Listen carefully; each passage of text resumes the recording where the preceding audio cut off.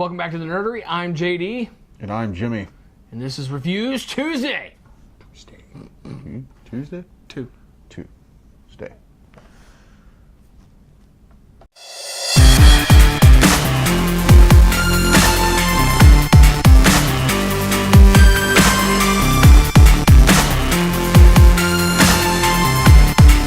Alright, so I have Dark Knight's Metal Batman Murder Machine and the Red Death, and then I have Warframe number 1. And I have Dark Knight's Batman the Dawnbreaker Metal Tie-In, which I think that was the other one you didn't get. Yes. Nice. I also have Harley and Ivy Meet Betty and Veronica number 1, Punisher the Platoon number 1, and Venomverse number 5. I will actually cover the entirety of this. It was released in like a month and in a week. Wow. In like 5 weeks. So wow. Yeah, pretty interesting. All right. Go for it, bro. Let me kick it off with Dark Knight's Batman the Murder Machine Metal Tie-In. Essentially, what we're getting through all this is all these Batman are plucked from different universes who have stolen the powers of another Justice Leaguer. And of course, this is following the one that stole Cyborg's abilities. Pretty much. Rather crazy. Thought it was a little weird. Just a little bit. Still a good book. And there's a lot of background stuff that gets told in the beginning of each of these. I'm assuming in that one as well. Yes. But, you know, this one, I don't know, it didn't really get my attention like the Red Death did. But all in all, it's a good book, and if you are reading Metal, these are required, pretty much, to find out who these people are. So, yeah, I'm gonna give it 4 capes. The Red Death was absolutely epic and tragic all at the same time. I was kind of hoping to get my hands on those. I'll let you borrow those if you let me borrow that one. Okay. Cool. There's a lot going on in this book, a lot of background, and this one bounces between one universe and another one. So it's kind of here and there. It's difficult to put everything together, but it's absolutely incredible. This one I got to give 5 capes to. It's an awesome book. Great artwork in both of them. But this is the one I was most excited about. I've been excited about this for months. And I finally got my hands on it. Warframe number 1. Any of y'all who watch the show frequently know I'm a huge Warframe fan. I am a player. You wanna give them an invite to your clan? Come on and join my clan. Gamertag gonna be BPD2012. You shoot me a friend request and get on Warframe, and I'll invite you to my clan and take you on some cool missions. But I was really, really intrigued to read this, and I was hoping that they'd give a little bit more history that ties this to Dark Sector. Okay. It's not in here. I was really hoping it would be, but there's going to be more of these, so I'm hoping they do get there. But this gives a little bit of the background on one of the very major characters, but you don't get to play as this individual, but the Lotus, who's essentially your guide. This comic actually gives her full backstory, who she is and where she came from. Okay. The art is absolutely amazing. It looks just like it does on the cover. And I cannot wait to read more of this. Now, I try very hard not to be biased towards comics, but I can't help it on this one. I got to crank it up to 11. Well, of course. It's got Matt Hawkins attached to it. And and then the subject matter. I love Warframe, so. A really good job on that one. Yes. All right. I've got Dark Knight's Batman the Dawnbreaker number 1. What I like about this is, even though these are metal covers, they're $3.99.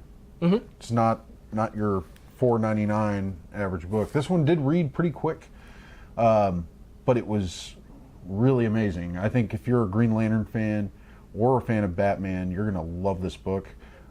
It is a darker Bruce Wayne from another universe.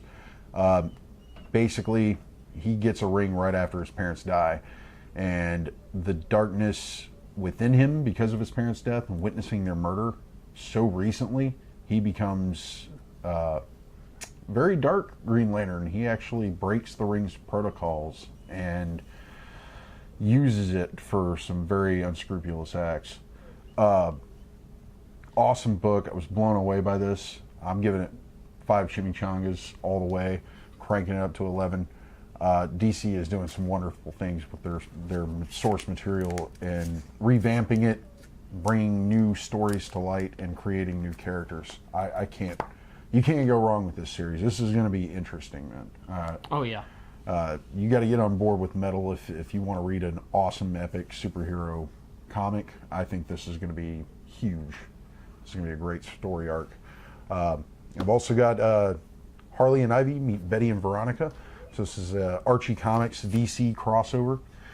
This is a really cool book. I thought these characters, bringing them into the situation like they did, was probably the best way they could.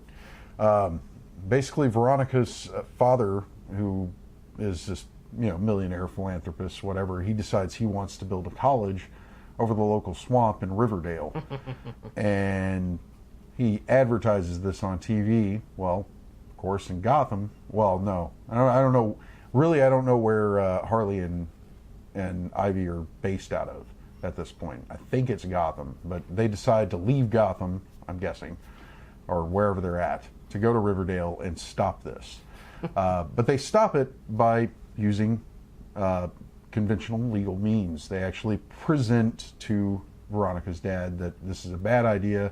You'll be destroying this area of land that has all these creatures. It's a habitat. It's, your kids are never going to see this. Your kids are never going to see this. They're just going to see this, big college with a shopping mall attached to it. And by the end of it's by the end of this issue, you see some really interesting things start to develop at a costume party. So it's very Betty and Veronica with a bit of Harley and Ivy thrown in, and I like that. I've seen some Archie crossovers before, like the Archie versus Predator. That gets brutal, and this is a step in the different direction. This is really cool.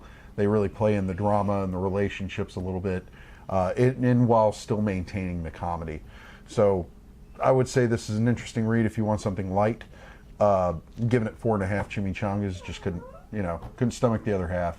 Too full. It's a lot of chimichangas. Yeah. Really good book. I'd highly recommend it for anybody. I would say female audience, male audience, whoever wants to read it. It's good, lighthearted humor. Very nice. Next up, I've got Punisher: The Platoon, which is Marvel Max publication.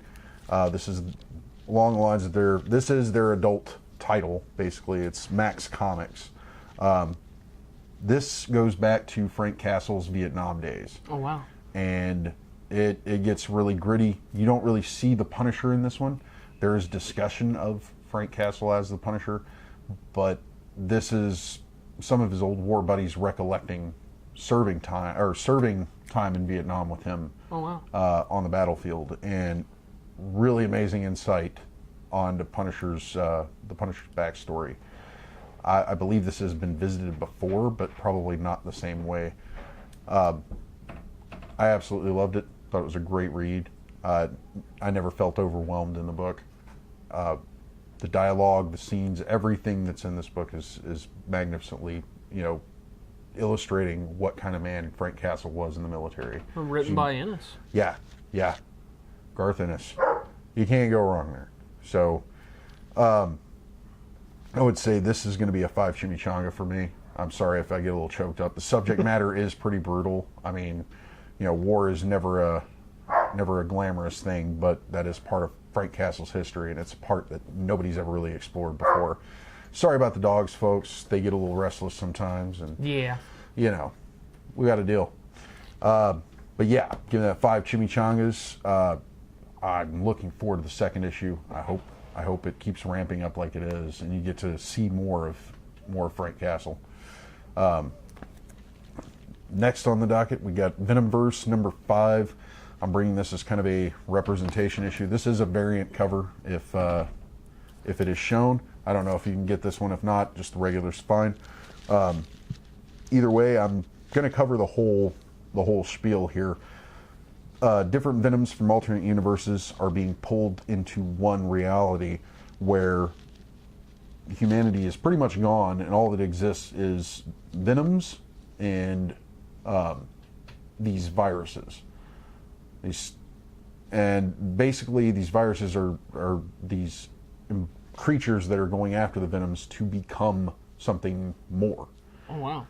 They're using the symbiotes to create themselves into this worse being, and while they do it, even though there are remnants of the original person who possessed the Venom symbiote, they're completely brainwashed into that cause. Oh, wow. So these are alien beings kind of going across this universe, and Doctor Strange is summoning these other Venoms from different universes to come and fight these poisons, is what they're called. Oh, wow. It's a crazy book. You get to see some characters with Venom symbiotes you'd never thought you'd see. And this cover I thought was really interesting because they had a Spider-Ham Venom. Yeah.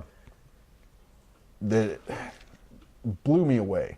Especially Deadpool being in this book. You've got Ghost Rider, you've got Wolverine, you got Black Panther. All of them are possessed by Venom symbiotes or in partnership with, and they're trying to fight these poisons off. By the end of this, you see some really serious revelations that this war may spill over into something else. Really amazing series, 5 issues. They should all still be on the stands because it's only been a little over a month since it was released. They released an issue a week on this one, so they were just really trying to hammer it out, and I think they're building up towards something else. So, given this series, 5 chimichangas, must read. If you're a fan of Venom, if you're a fan of Deadpool, if you're a fan of Captain America, you'll love this book. You'll get to see some really cool characters depicted in different ways, and it is absolutely amazing. But I'm going to wrap that up and put a bow on it, tag it, send it out the door. Hopefully somebody gets it by Christmas. I plan on getting that one in trade when it comes out. I think it's a must-buy. Oh, yeah. Must-buy. Well, thank you so much for watching. We're brought to you by Captain Jack's Elixirs, 322 East Texas Avenue, Baytown, Texas, 77520. Website, CaptainJacksElixirs.com. Also, huge thank you to All Star Comics and Games, located on Alexander Drive, also in Baytown, Texas, in the Bay Plaza Shopping Center, 281-839-7127. Also, be sure to follow our Instagram, our Twitter, Facebook. Check out the website, www.thenerdery.net. Thank you very much. Have a good one. Yeah.